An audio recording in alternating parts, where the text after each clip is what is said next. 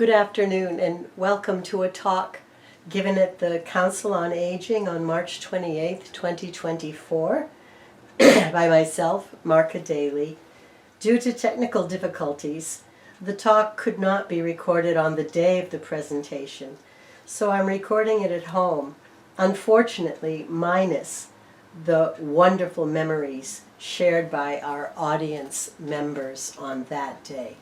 We're going to be looking at storms and disasters through the ages that have affected Cape Cod and especially Eastham. A little bit of historical background and geographical context, including the influences on our weather, and we'll look at storms in the 17th and 18th centuries, one in the 17th, two in the 18th, and then three in the 19th century, four in the 20th century, and a few more in the 21st.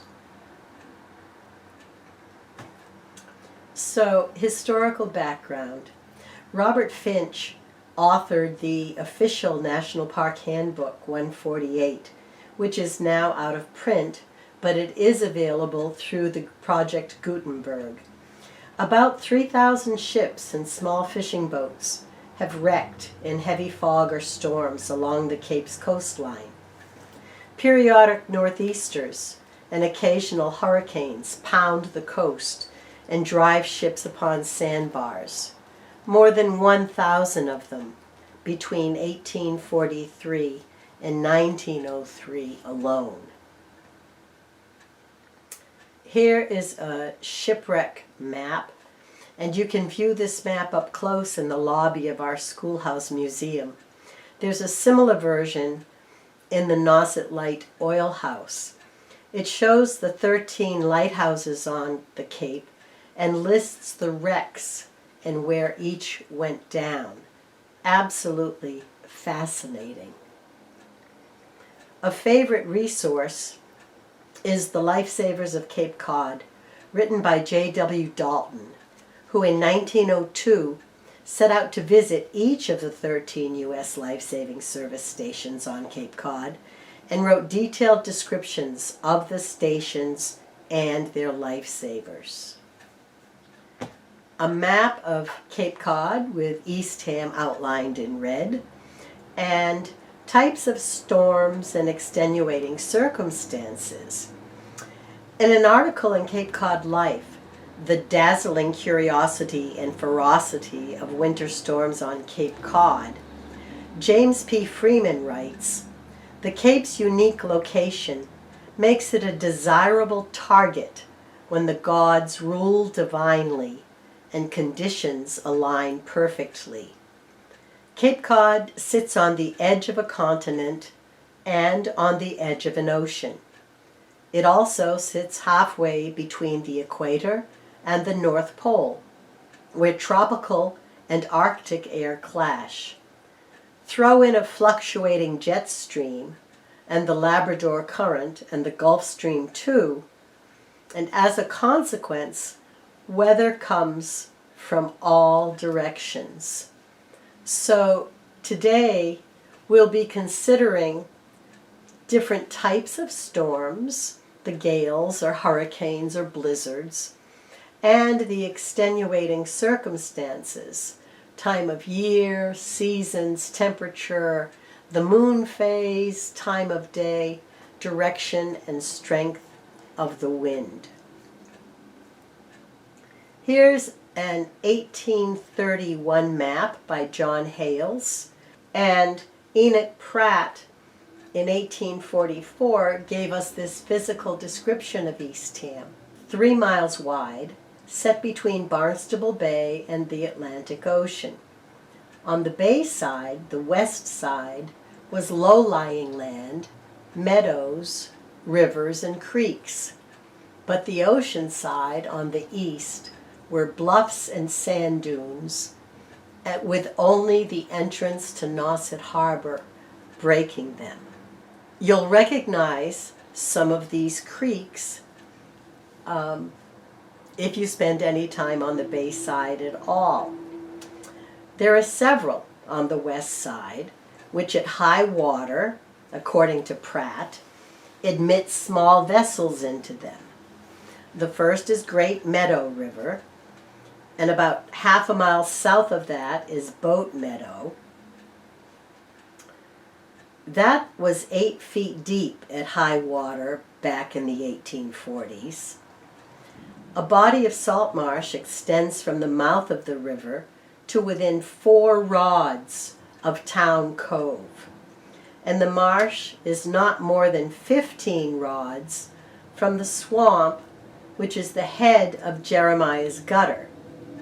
And because the land is low between them, in very high tides, the sea flows across from the bay to the Town Cove, and it completely insulates the northern part of the county.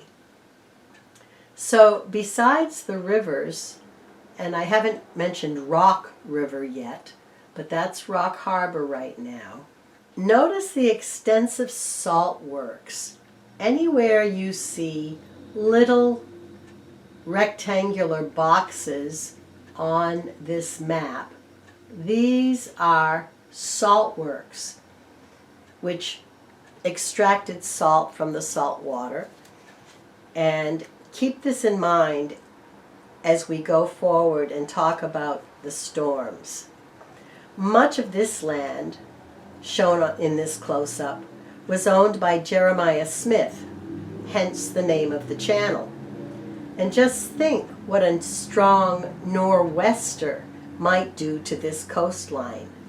Remember this map when we get to the 18th century storms. Okay, in the 17th century, we had the great colonial hurricane of 1635. But with no photos or media coverage, we rely on personal descriptions. And this one is provided by Governor Bradford, as recounted in Freeman's History of Cape Cod, published in 1858. I don't think that Bradford realized they were experiencing a hurricane. I'll read this for you.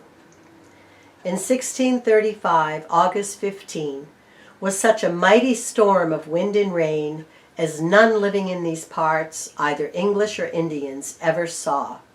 It began in the morning, a little before day, and came with great violence, causing the sea to swell above 20 feet right up, and made many inhabitants climb into the trees. It took off the roof of a house belonging to the plantation at Manamet, and put it in another place. Had the storm continued without shifting of the wind, it would have drowned some parts of the country. It blew down many thousands of trees, turning up the stronger by the roots and breaking the higher pines in the middle. It began southeast and parted towards the south and east, and veered sundry ways. The wrecks of it will remain 100 years. And the moon suffered a great eclipse the second night after it. What a description. In the 18th century, Reverend Samuel Treat died.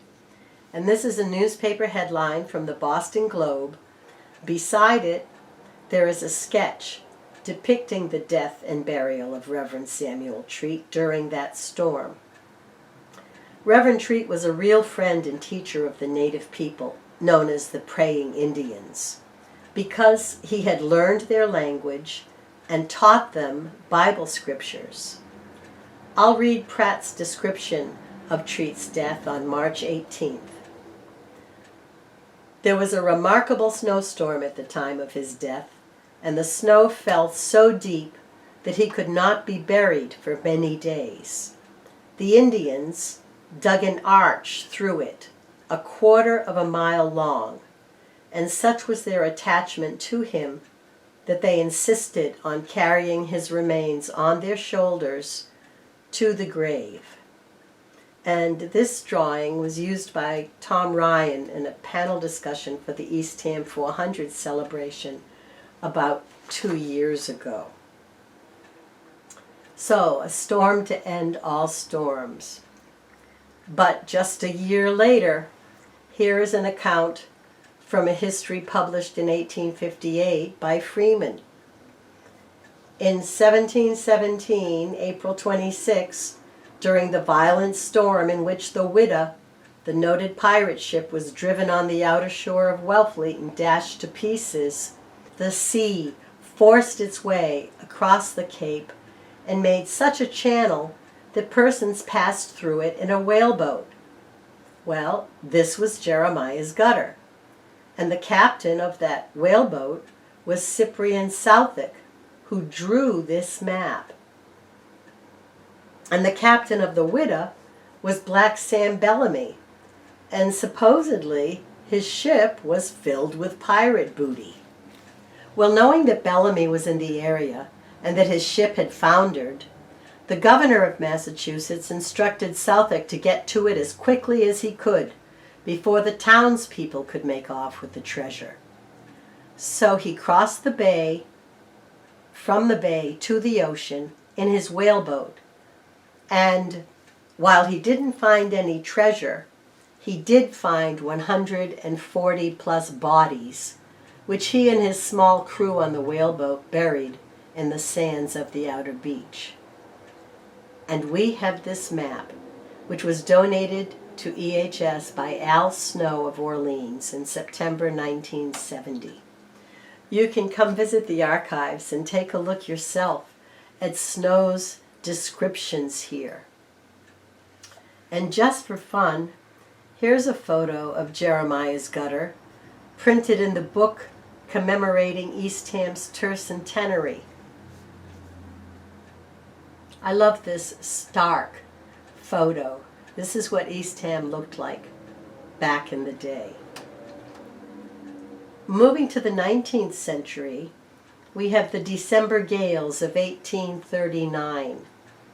Robert Finch wrote, "Of the women living in Barnstable County in 1839, nearly 1,000 had lost husbands at sea." And from Pratt's History, the snows of this winter of 1839-40 were deeper and more severe than those that the old people of the time remembered. My little PS to that, well, it had been 120 years since the monumental storms of 1717. In December 1839, there were 3 gales within 3 weeks of each other, and the seashore witnessed the greatest suffering. We do not put it too strongly to say that upwards of 300 vessels were wrecked, $1 million worth of property was destroyed, and more than 150 lives were lost in these 3 storms. And not 2 years later, another storm. I'm going to ask you to close your eyes and just consider what Seth Rollbine, in a moving article called Charting the Past, asks you to do. Make a list of 57 people you've known since childhood from your hometown. Make them all men, mostly young men, some teenagers. Think about what they mean to you, the experiences you've shared. And then try to imagine all of them dead, lost without warning, never to be seen again. So it was for Truro on October 3rd, 1841. 57 fishermen from the town in 7 boats vanished around George's banks. According to accounts of the time, they left behind 23 widows and 51 fatherless children.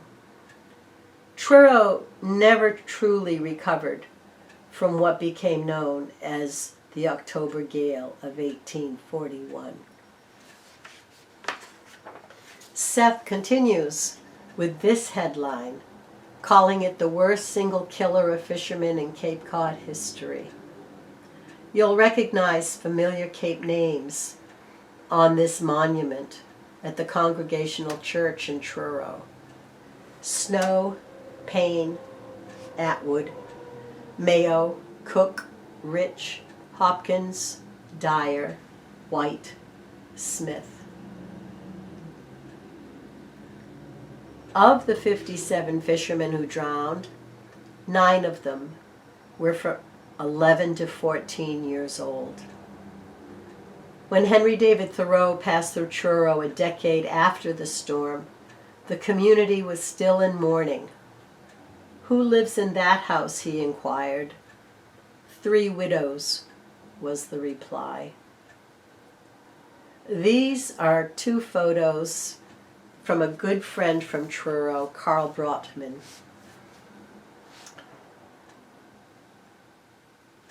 In this same gale, Dennis lost 20 men and Yarmouth lost 10.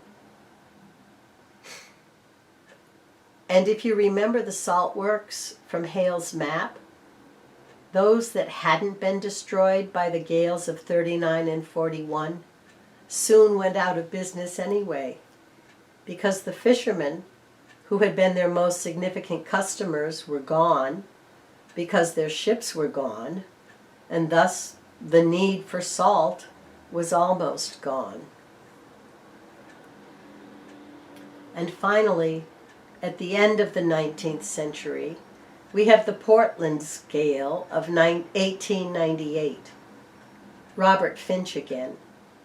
The most lives lost in any wreck were all 175 passengers and crew who went down off Truro with the steamship Portland in a huge gale, November 27, 1898. This is a photo collage by Al Snow, which he donated to the Historical Society in May 1969. And the list on the back of the collage, which is shown at the left of your screen, is of those bodies that washed ashore in Eastham, as recorded in the Eastham Town Records of Deaths. Again, if you're interested, stop by the museum or get a copy of Don Wilding's book on the subject. And so we're moving into the 20th century and the Category 5 Great New England Hurricane of 1938. Luckily for Cape Codders, this storm raced almost due north, so it missed our little peninsula, but that didn't prevent devastating coastal flooding. Here's a map tracking the hurricane. According to the National Weather Service, there were sustained winds of 121 miles per hour and a peak gust of 186 miles per hour. Just imagine. Extensive damage occurred to roofs, trees, and crops. Widespread power outages occurred, which in some areas lasted several weeks, and the hurricane produced storm tides of 18 to 25-foot tides from New London, Connecticut, east to Cape Cod. Narragansett Bay took the worst hit, where a storm surge of 12 to 15 feet destroyed most coastal homes, marinas, and yacht clubs. Downtown Providence was submerged under a storm tide of nearly 20 feet. And now into the mid-20th century and the storms that I remember.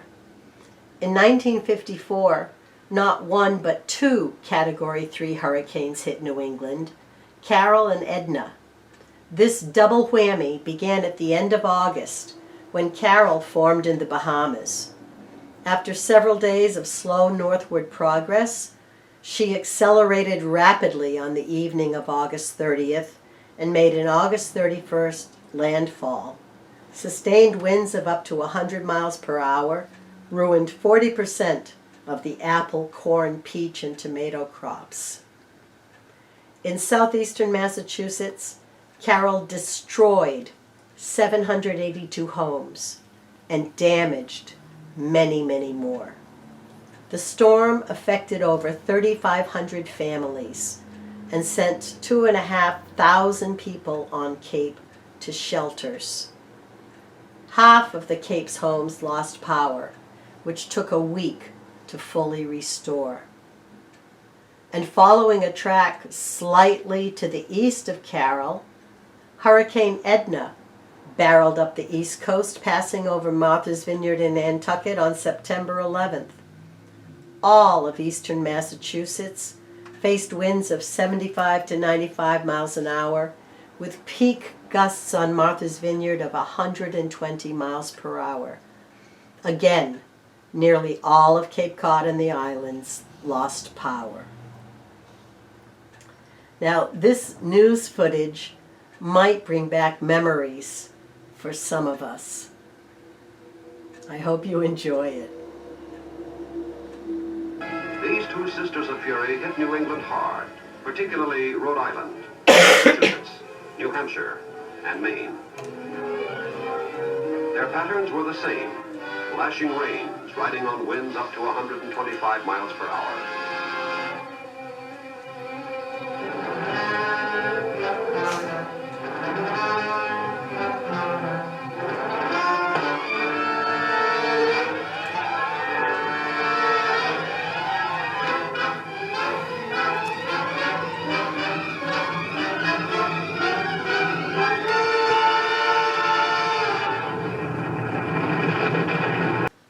Okay, and now a change of focus.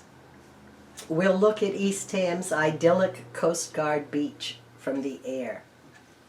In the 50s, this is what Coast Guard Beach and its parking lots looked like. Note the houses and cottages where the road up to the small parking lot is now. Another view of Coast Guard Beach, but this one with the parking lots created by the National Park in the early 60s. And yet another view at the same time period, 60s or early 70s. We might have titled these photos with the proverbial calm before the storm if we'd had any idea of what was coming, but we didn't. There were 9 beach camps, originally for fishing and hunting, on what we called the outer beach. And here is a beautiful photo of most of those 9 camps and the roads, one high and one low, that led to them. And the outermost house, made famous by Henry Beston. Stop at the museum if you're interested in learning more about this. And this is one of my favorite photos. The outermost house looking across the marsh at high tide. And here's an early photo of the Dill Beach Camp, which is now one of our museums. It's the only camp left. In December 1977, while home for the holidays, my cousin Judy and her young son Adam joined me on a hike along the outer beach. I snapped these photos on the right-hand side of your screen, never dreaming that the camps would be displaced and destroyed in just over a month's time. And here's another aerial photo of Coast Guard and its parking lots. Keep your eye on that red arrow. That's the bathhouse, flanked by the changing rooms in the lower parking lot. And here's the red arrow. Let that sink in. This is just after the storm. The headlines tell the story in a few words. But as they say, a picture is worth 1,000 words.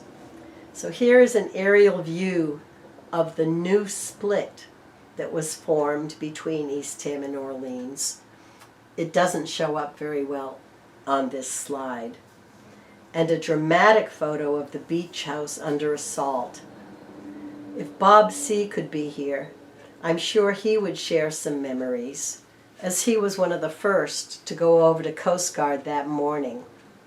Luckily, we have some of his memories thanks to the Cape Cod article from 2003 when it looked back at the storm after 25 years. And I'm going to take a little bit of time to share this with you. At 5 a.m. on the morning of Tuesday, February 7th, 1978, radio newsman Bob C. of WVLC in Orleans, Mass., started his day with a phone call to the local police dispatcher.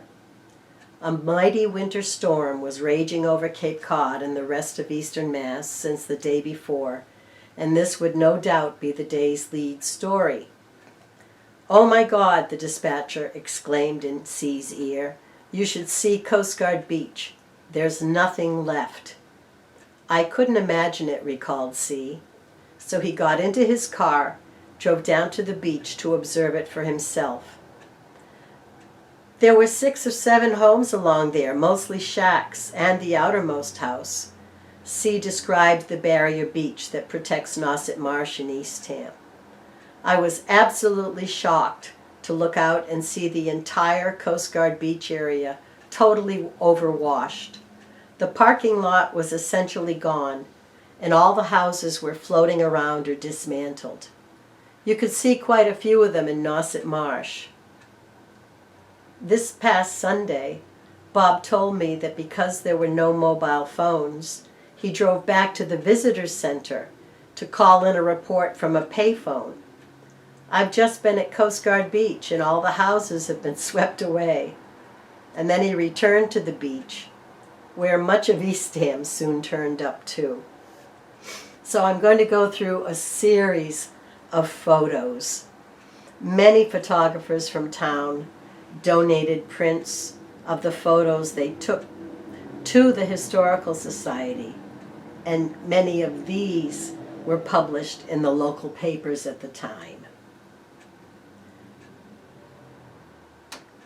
This one is by Marilyn Schofield, great-granddaughter of Coast Guard Captain Abbott Walker. And in this photo, by Marilyn Schofield, you can see how the dunes have been flattened to nothing but seawater.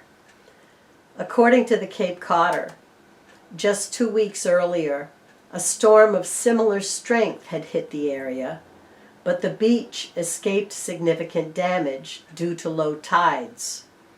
Unfortunately, during that earlier storm, the offshore sandbars were obliterated, leaving it vulnerable to significant damage if another dangerous storm came this way. And now it was here. A high tide on a new moon, together with storm surge waves, drove the tide to 14.5 feet above mean low water.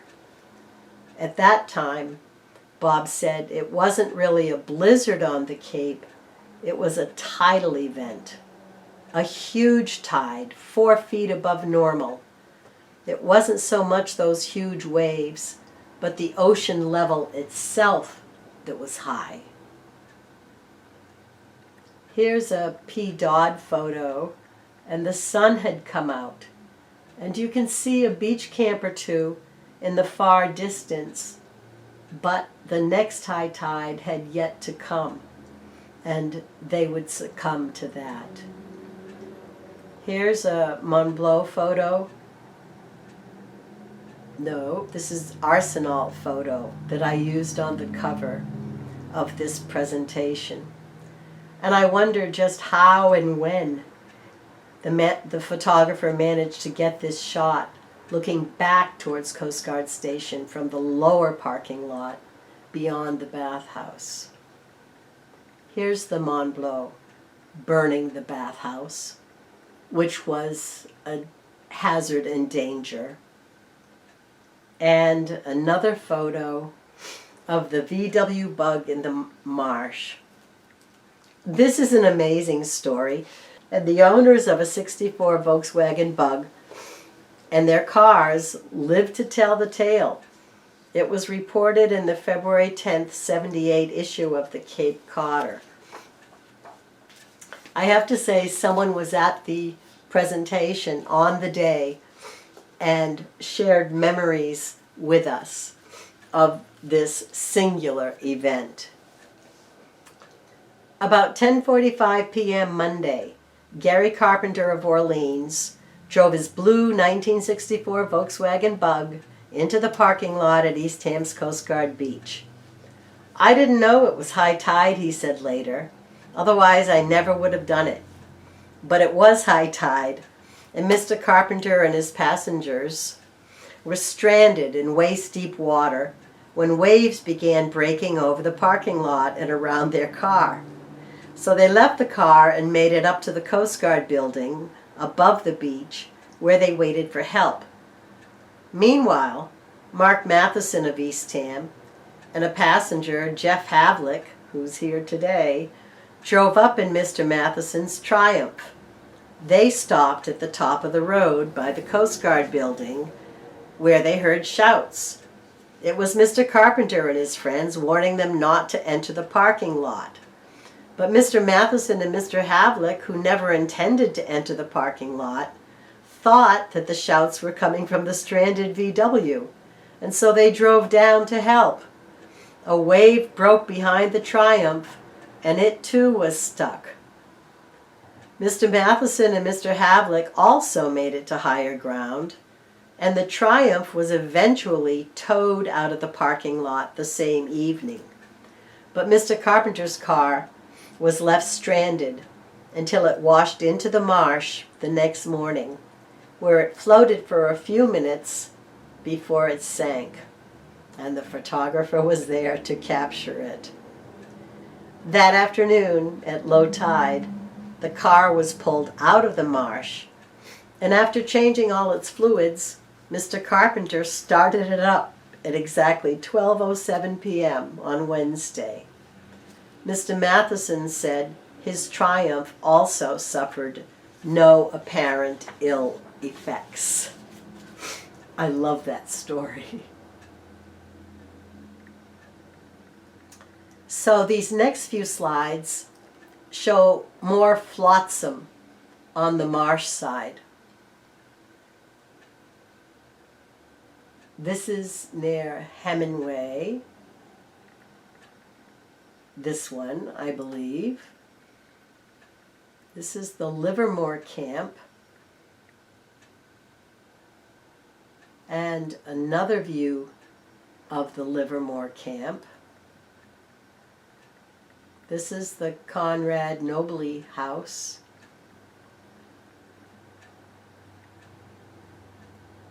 This is the forecastle floating in Nauset Marsh, part of the outermost house.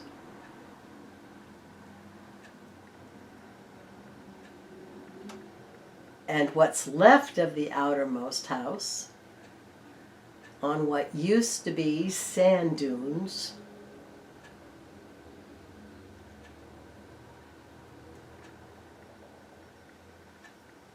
for the historic signs of the house, the National Register of Historic Buildings and the forecastle were found and saved. And we have these photos. And we have both of those signs in our museum. Here's the Cape Cod newspaper headline on March 3rd, almost a month after the storm. And a Boston Globe reporter wanted a photo that didn't focus on the beach because so many had focused on the beach that he chose my brothers on their bicycles and called it far from the maddening, away from the maddening snow.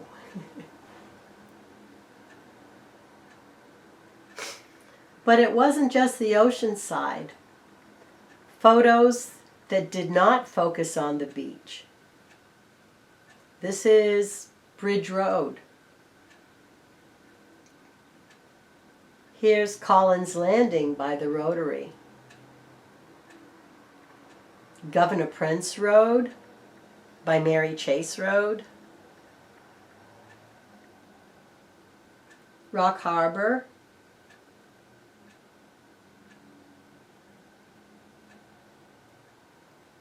And then Hurricane Bob, 1991. Not even 15 years later, the Cape, including Eastham, was walloped by another major storm, but this time at the height of the summer season, August 19th, 1991. You can see the statistics here. 115 to 125 mile per hour winds. 60% of the area lost electricity. Reports of tornadoes. A 10 to 15 foot storm surge. 18 deaths. 1 billion in damage in southern New England. More than twice that overall. The Eastham Oracle headline, low tide at the light in the aftermath of Bob. And here's a Bob windmill photo. How did it manage to survive? The windmill, it was moored to a huge cement block. But Samoset Road was blocked, for sure. Here's a picture of the Windmill Green water pump and this photo was taken 4 days after Bob, and the old town pump was the source of water for many, many folks. This is a Route 6 house. All over Eastham, scenes like this were seen. My aunt lost 17 trees at her house. I'm not sure how many we lost. Here are 2 photos, and bobbed, a new term was coined.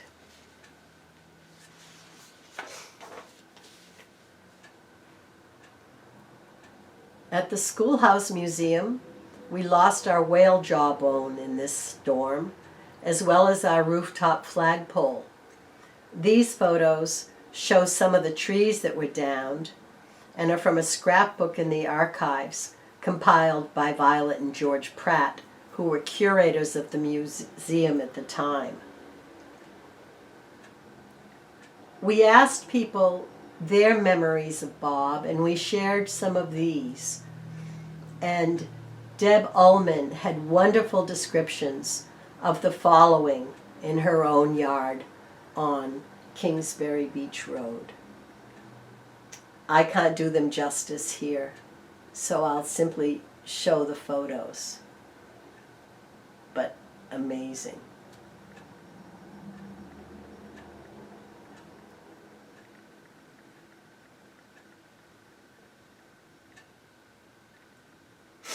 And other storms. 1995, Thumpertown. And we're transitioning to the Bayside and the effects of wind and storm there. Here's Cole Road in the year 2000. Cole Road is notorious for its flooding. Water is great for the herring run there, but not so much for the road beside it. Another photo from 2000, Shirtlift Road. A combination of high tide and 50 mile per hour winds from the west contributed to this scene, looking down a set of stairs to the beach below. And a frozen bay. Yes, the bay does freeze over, I have memories of, as a little girl, out on the frozen bay. And just for fun, here is my grandmother and grandfather, my father, uncle, and I'm sure my Aunt Dorcas took the picture, 1940, Cooksbrook Beach, Northeast Tam. Note the absence of cottages. And in 2005, we had what was called a meteorological bomb. Thundersnow struck the lower Cape only, taking down trees and power lines and leaving 50,000 Cape Codders in the dark and cold.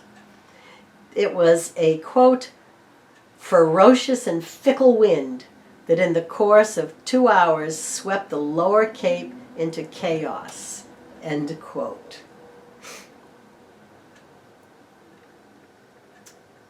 And the aftermath. It didn't last, but the winds reached hurricane force. There were water spouts, there was pink lightning, wind gusts of up to 100 miles per hour. Whales and dolphins were stranded. School buses were stranded as they sought safety at Brewster Sea Camps. And the Red Cross shelters from Eastham to Harwich made all the difference to many, many Cape residents. And I'm going to end today's presentation with words from Dr. Wyman Richardson's The House on Nauset Marsh. I have seen the ocean eat into the land at least 120 feet during the past 40 years. Not so the dunes. Houses are built along the dune beach, and houses are washed away. Dunes grow big and then disappear. The 100-yard wide strip of land is cut through in big storms and high tides, and sand comes spreading over the marsh grass. But the cut is soon plugged again, and the marsh remains undisturbed. What the sea takes from one spot, it builds up in another, and each year the piping plover must hunt for a low, beach grass-covered rise of just the right height for a nest. The dune beach, though its contours are ever-changing, remains unbroken, its defenses intact.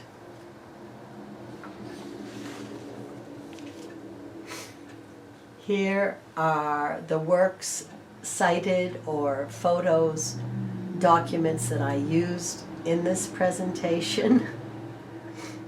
And a special thank you to Alfred Mills, one of our volunteers, for his painstaking research in the archives, books, and histories. And thank you to you who braved a very stormy day to attend the original presentation and to help the Council on Aging and the Eastham Historical Society connect our shared memories of Eastham's past. Thank you very much.